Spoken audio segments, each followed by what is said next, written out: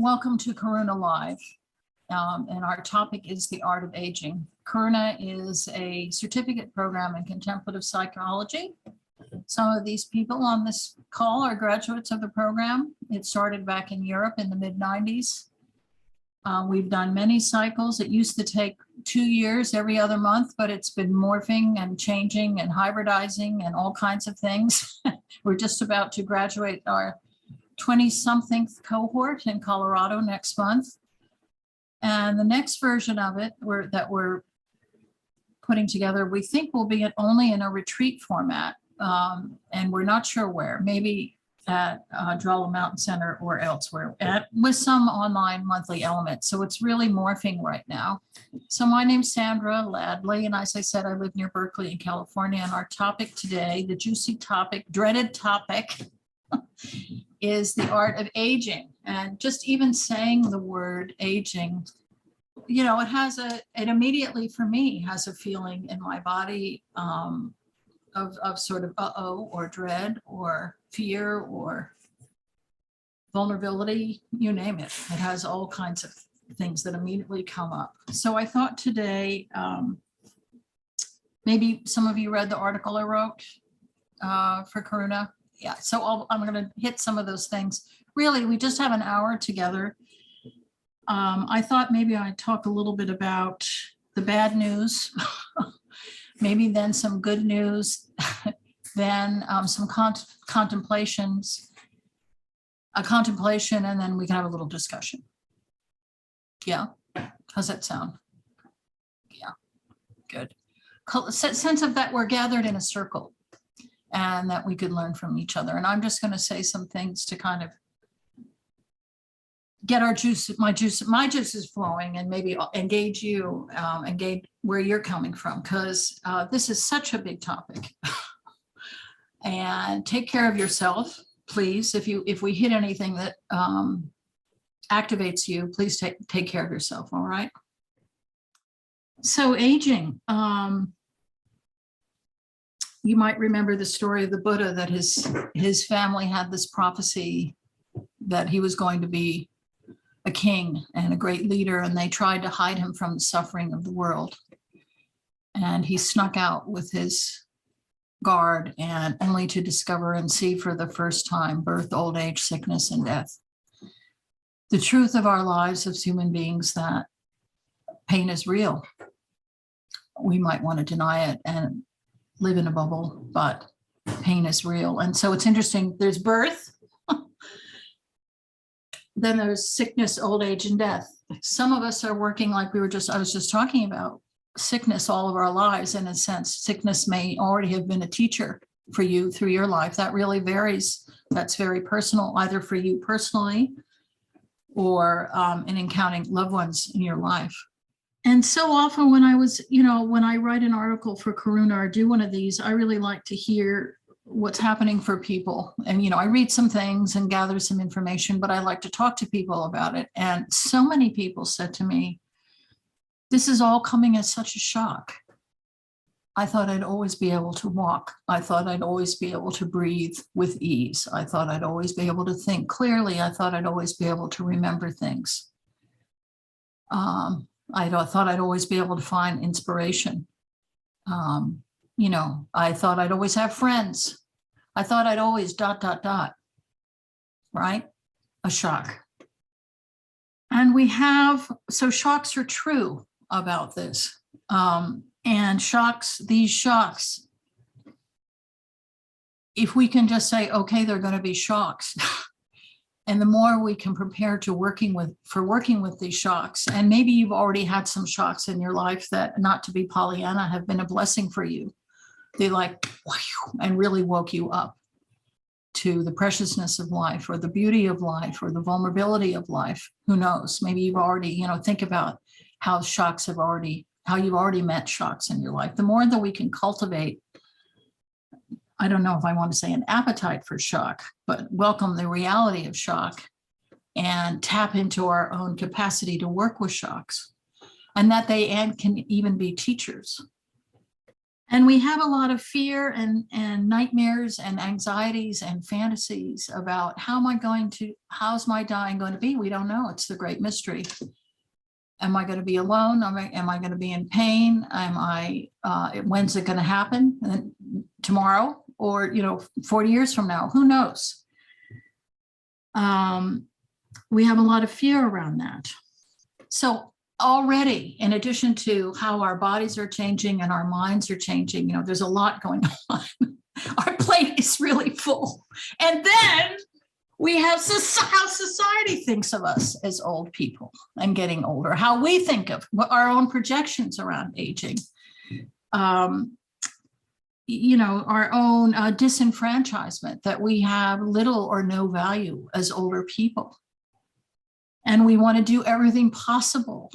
You're right. Don't you find? Like someone said to me, I had a massage yesterday. I was feeling all kinked up and she said, "Oh, you have such great skin." And I said, "Well, okay." And she said, "Really, really?" And I said, "Well, not bad for 67. And she goes, "What?" She goes, "You're 67? And I go, "Yeah." And I said, "Well, how old do you think I'm paying her, right? How old do you think I could pass her?" And she said, 48, because our society is so, imagine there must be those, you science fiction people out there, which I am not one. I bet there must be science fiction tales where elder people are the prize. Are there? Think about that. There must be great science fiction stories where it's not like getting older is a liability, or it's the opposite. So hiding our age, and how we're treated and how we even treat other old people, because they scare us about our own, where am I going into my own decrepitude of body and mind. And not only that, when I wrote the article, I left it with, well, what have I left off this list? I included questions. Here's some things to engage you, but this isn't comprehensive. I bet there's things that you're thinking of. And a dear friend of mine said, "Oh, I loved your article." And she said, "You know what you forgot? Is that we're actively attacked as older people. Hey, old lady, get out of my way." We're actively attacked. Isn't that painful? Like, so much busyness and you're just in the way. You're slowing down the shopping line. Oh my God. So we're holding all of that. Ay, ay, ay. So in this sort of later phase in our lives, as sort of inhabiting, embodying, holding wisdom and being a transmitter of that, and wanting to reclaim that capacity that we had, and to be the wise elder for ourselves and for others, offer our own wisdom to ourselves and to others, our own, having been around the block, up and down through all kinds of pain and suffering and seen everything. I heard was an interview yesterday with Tom Hanks. It's in the New York Times. He's the same age as me, born in 1956. Anyone listen to it? It was a Ezra Klein show on the New York Times. And it was so interesting to hear him refer to that we have the same landmarks of our lives, which we were in second grade when JFK was shot, the moon landing, 1969, wasn't it? When I graduated from high school, that was Watergate. Our parents were always referring to the war. They had been through the war. That was during the war. And so we had those inner reference points of learning, the learning lessons that came through those cultural events. So we embody so many experiences in our cronehood of that we can offer, and draw on through pain and transformation. So I want to hit on a few things that I touched on in the article, and then maybe we'll do a little bit of meditation and contemplation and have more discussion. So this is just some juicy things to offer, and imagining us as inhabiting our strength and our capacities in this phase of our lives. Yes, we may be less literally strong of mind and body, but we have other kinds of strengths So like I love Judy Bloom, I opened the article with the quote, maybe we can have it all, but not all at once. So there are things that we're having in this phase of lives that are different than you would have at 40 or 50 or 30 or 60 or whatever. So that the notion that shocks are real and how are we going to work with shocks? So sort of just expect shocks and draw on your own experience with shocks as a guiding principle. How to work with shocks. Really self-care, embodying self-care. At this point, for myself, I've been slow to this game of self-care, and I'm really feeling like if I'm going to make it to my 80s, I'm really working now with some things to take care of myself, rituals of self-care in my everyday life. So that feels very powerful to, eat right, move right, just good rituals of healthy hygiene seems really important to embody that.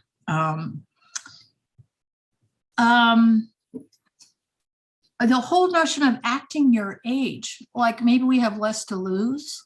So in a way, as opposed to act your age, after age, but maybe you could tap into a quality of freedom that you have less to lose. Like I think of all the amazing gray-haired activists who have been instrumental in making grassroots change. So why not stick your neck out and be an example for young people of taking risks when you feel like you have less to lose? You can really stand by your principles. Why not, right? In our heart, we're all holding grief and regrets and losses, and I wish and I could have done I don't want to die without having, I wish I had, I've made mistakes, what's the meaning of my life? Really becoming familiar with working with loss and grieving. Really letting your heart open to that and finding situations where you can really soften into your own pain versus kind of brutally chugging forward. This is the place where we really work in Karuna. Those of you who have done Karuna, is that really being honest about our own suffering and doubts and regrets and mistakes. And really, there's so much there as far as embodying bravery in experiencing grief and loss and relating to regret very head on. On a different note, Nan forwarded to me a nice short podcast by Roland Griffiths with Oprah. And I listened to it this morning about, he got a terminal diagnosis, and he's probably already dead actually now, a 4-month diagnosis. And it really woke him up. And he had been a Buddhist meditator for many, many years. And he founded the Johns Hopkins Center about working with psilocybin and things like that, psychedelics. But he talked about life as mystery and precious, and the quality of what I would say that we can all be falling in love with the world on a daily basis.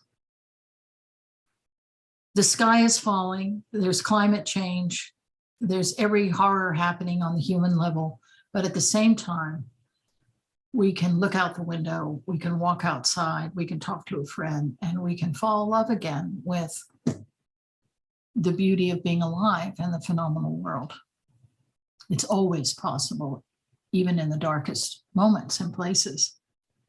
He talks a lot about practicing gratitude, and I think I want to do a Karuna Live. Maybe Nan, you want to help me down the road around really the truth and depth of gratitude practice. I think that would be a good Karuna Live topic. Not Pollyanna like affirmations, no, like deeply feeling into the blessings of what we've been through in our lives and of being alive. moving into, and I think another thing as Crohn's is really finding belonging in circle. It's not natural for us to be, what's happening with social media in our society and being so alone and at the post-pandemic and everything, being in, finding circles, finding belonging, whether it's in recovery or volunteer work or family or grandchildren or how activism, we really need to be in circles, and we have a lot to offer in circles as far as taking our seat as a crone in a circle. We have a lot to offer. On the level of our minds, you got to stay curious and watch out for when you're siloing into your own little nook of likes and dislikes. I talked in the article about young people saying, please don't play me a Broadway show. I can't stand it. Or else my friend saying, I can't stand hip hop. I guess Hamilton was the great joiner, right? Joiner of the generations, because it brought the two together. But, you know, notice when you are narrowing yourself into a certain, and of course this goes politically, everything, you're narrowing into a certain groove and you're no longer curious about what someone else is interested in or what they're talking about. You know, the exchange has been lost. So I think curiosity, pausing and remembering to be curious, noticing when you're instantly judging or making assumptions. Always be working with making friends with the present moment, just as it is. Not yesterday, not tomorrow, right now. And then finally, this won't be news to most of you because I know some of you are involved in this, making friends with our own death. So making preparations for our death, having a will, having things in place, knowing where things are going, knowing the kind of service you want to have, that you've passed on your wishes. That can be a great relief. To communicate it. It doesn't take much to communicate your desires and to feel that it will be less of a burden on the people that are coming after you. So at a certain point, it's really important. It will weigh on you as an elder if you haven't kind of acknowledged the reality of your own mortality and planned. Think something could happen at any moment. So do your best to plan. It will ease your mind. And the more you look around, speaking of the beauty of life, death is happening around us constantly. So we can just open our eyes to the reality of things dying. We're part of it. So let's do, those are just some things to kind of engage you a little bit, little teasers. I don't know about you, but I continue having this feeling like I need to make some kind of meaning of my life. What is my legacy? And another thing that is I'm doing a lot of going back to my family and like trying to pull from my ancestral tree what was passed on to me and what's mixed through me that should be passed on into the future. So I think there's something really important about that. And that's a very personal journey. Okay, so I thought maybe I'd just do a little guided contemplation. We could meditate for a little bit, unless anybody wants to add anything right now, and then we could have another discussion. All right, so I feel like I'd like to, let's just stand up for a second and just feel your body, feel how you're doing right now. If you want to stand up. And let yourself just tune into how you are, what's happening. Come into your body for a moment. And let me just sway a little.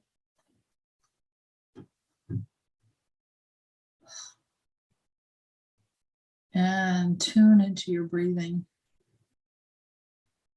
You can close your eyes if you want.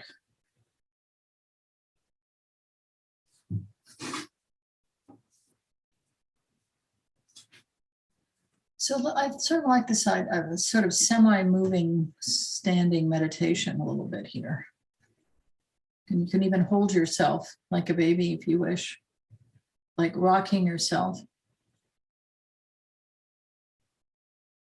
And I'm just going to ask a few questions. So, how are you feeling right now?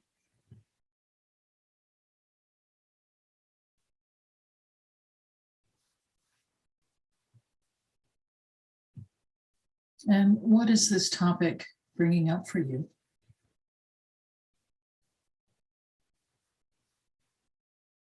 And where are you feeling that?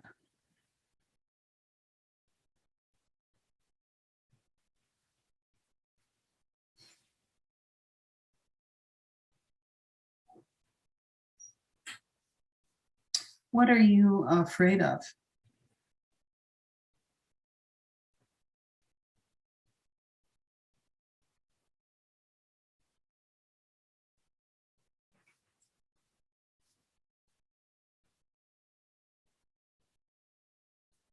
What are you afraid of?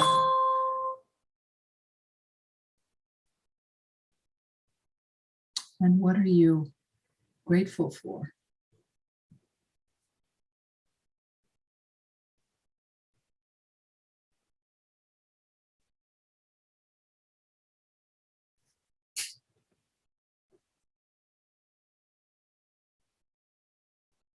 What are you grateful for?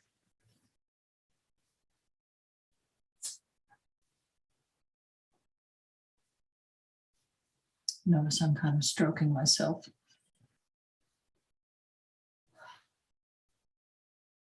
What are you inspired by?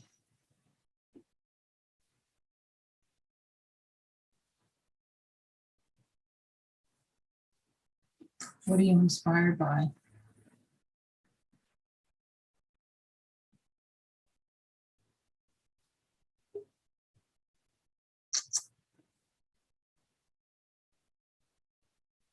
Is there something you'd like to do? Is there a step you'd like to take, a little baby step in some direction? Maybe that was stimulated by this conversation.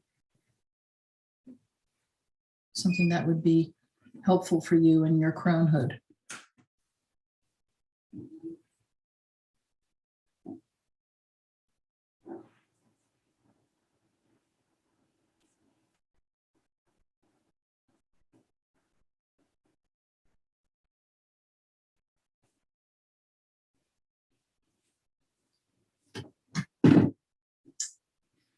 So let's come back. So maybe we could just go around a little, and where are you now? What's this is sort of like a little checkout. Could just go in a little check-in, check-out, both a check-in and a check-out. How are you doing? What's coming up for you? Wow. Well, I myself appreciated this conversation. Okay. I hope to see you again. I hope to see you again. Thanks so much for coming.